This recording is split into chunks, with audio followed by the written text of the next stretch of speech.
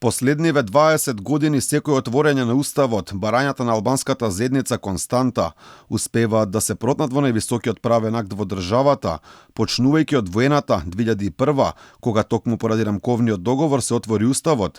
Тогаш се случија, можеме да кажеме, и првите крупни измени, кои произлега од 3 анекси: анекс за уставни амандмани, за измени во законодавството и за имплементација и мерки за градење на доверба.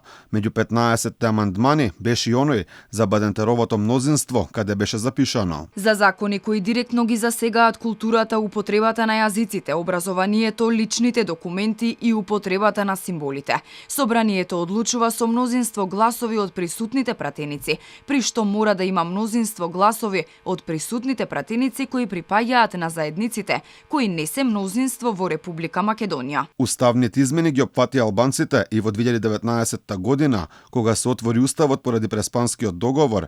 Тогаш тие де факто станаа уставотворен народ во Македонија. Барањата на албанскиот блок беа исполнувани и со обични законски, но со тежина на уставни измени.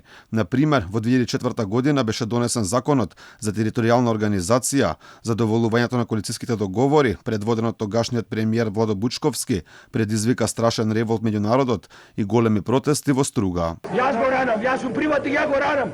За да дојде овде да ме тепат.